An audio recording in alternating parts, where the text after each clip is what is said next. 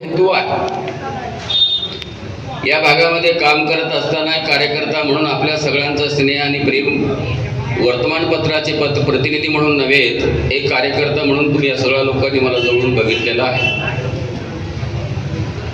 आमच्या सहकार्याने केलेल्या काम हे सगळ्या लोकांच्या समोर आहे, त्याच्यामध्ये खोटं नाटक काही नाही। आणि ही निवडणूकच मुळात तुम्हाला सांगितलं पाहिजे, एकतर्फी अशा पद्धतीची किनवटची निवडणूक या ठिकाणी होते। काही लोकांनी कारण नसताना कुठलाही आधार नाही, कुठल्याही प्रकारचं किनवटच्या विकासाच्या संदर्भामध्ये बेसिक असं कुठल्या प्रकारचं डोळसाचं त्याचा उद्देश समोर नाही। एक जातीय समीकरणाचं एक साधारण कारण समोर करून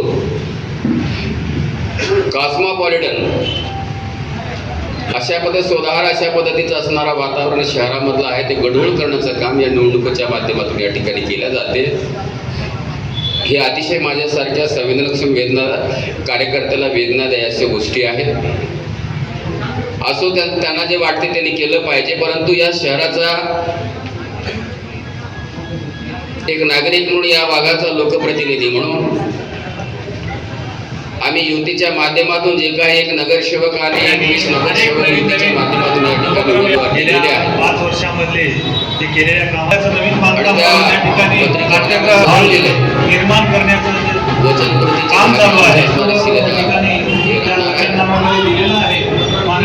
आम्ही त्याच्यासोबत आहे, राज्याचं सरकार त्यांच्यासोबत आहे, विकास आणि कायापालट आपण करून दाखवूया। गेल्या 11-12 वर्षांमध्ये केंद्र सरकारने वेगवेगळ्या सर्वसामान्य लोकांच्या हितासाठी या चौघांना विनंती करतो की त्यांनी या ठिकाणी विकासाच्या योजना असतील, समोर यायचं आहे। सिंचनाची व्यवस्था असेल, शिक्षणाची व्यवस्था असेल, माध्यमातून त्या सरकारने मोठ्या प्रमाणामध्ये इथल्या कामगारांपासून ते शेतकऱ्यांपासून उद्योजकांपर्यंत या ठिकाणी केलेले आहे। कारण माझं हे शहर स्वच्छ आणि सुंदर विकासात्मक अशा पद्धतीचं शहर आहे। लोकांना वाटावं सर्व पद्धतीचे असणारे शहर या ठिकाणी झालं पाहिजे अशा पद्धतीची असणारी भूमिका घेऊन महायुतीच्या वतीने आम्ही हे निवडणूक लोकांच्या आशीर्वादाने समोर जातो। मला 100% खात्री आपल्या मार्फत सांगितलं पाहिजे। 21 नगरसेवक आणि नगराध्यक्ष या ठिकाणी मोठ्या संख्येने लोकांनी निवडून द्यायचं या ठिकाणी शपथच घेतलेली आहे। आता मी पूर्ण प्रभागामध्ये प्रवास केला तर माझ्या लक्षात आलेला आहे। आम्ही जाणीवपूर्वक 2-4 ठळक गोष्टीचा उल्लेख करतो। ज्या महाविकास आघाडीच्या माध्यमातून ज्यांना उमेदवार या ठिकाणी मिळालेला नाही, मित्र पक्षाचा उमेदवार त्यांनी उभा केला आहे, हे अतिशय केविलवाणी स्थिती त्या ठिकाणी झाली। तो त्यांचा भाग आहे, तरी सुद्धा गेल्या 10-15 वर्षे ज्यांच्याकडे सत्ता होती आमच्या अगोदर 19च्या अगोदर, या नगरपालिकेसाठी एक ट्रॅक्टर जर सोडलं तर बाकीचं कुठल्या प्रकारचं विकास काम या ठिकाणी मला वाटते त्यांनी केलेलं नाही असा माझा दावा आहे।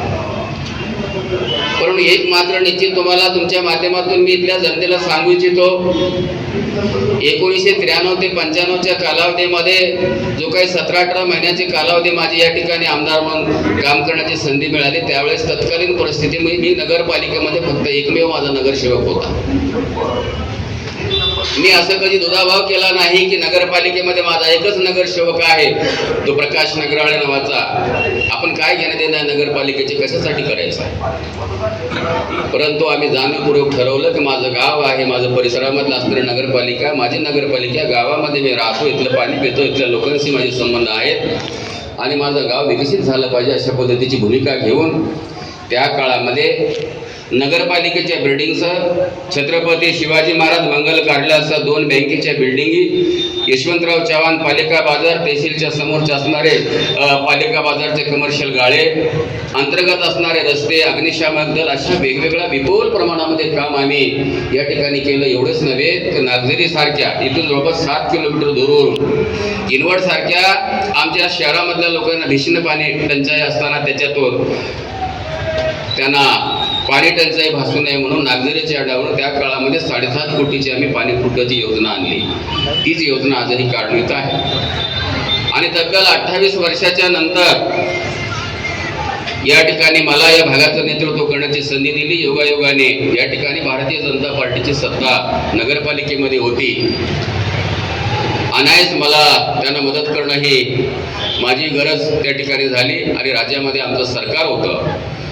5 वर्षाच्या कालावधीमध्ये 22 महिने करोनाचं जर सोडले तर बाकीच्या 22-23 महिन्यामध्ये किनवट शहरासह संपूर्ण मतदारसंघामध्ये मोठ्या प्रमाणामध्ये विकासासाठी निधी उपलब्ध करून या ठिकाणी घेतली. तुम्हाला सगळ्या लोकांना माहीत आहे. आणि म्हणून ठळक गोष्टी या ठिकाणी मी सांगितल्या पाहिजे मुद्दाम तुम्हाला. जे 93 सालामध्ये हुतात्मा गोंडराजे शंकरशाह रघुनाथशाह नावाचा विचारमंच आम्ही बांधला होता. भग्न अवस्थेमध्ये पडून होता. 15 वर्षात त्या लोकांना वाटलं नव्हतं की हे विचारमंच दुरुस्त झालं पाहिजे, बाकीच्या अन्य सुविधा या शहरामध्ये मिळाल्या पाहिजे. असं कधी त्यांना करावं वाटलं नाही, कार्यकर्त्यांना वाटलं नाही. परंतु 2019 नंतर ह्या सगळ्या गोष्टीचे पुनर्निर्माण करण्याचं काम आम्ही केलेलं आहे. या क्षेत्रात तुम्ही पाहत आहात महाराष्ट्राच्या कुशीतलं GK न्यूज मराठी. सात जनतेची, भूमी महाराष्ट्राची.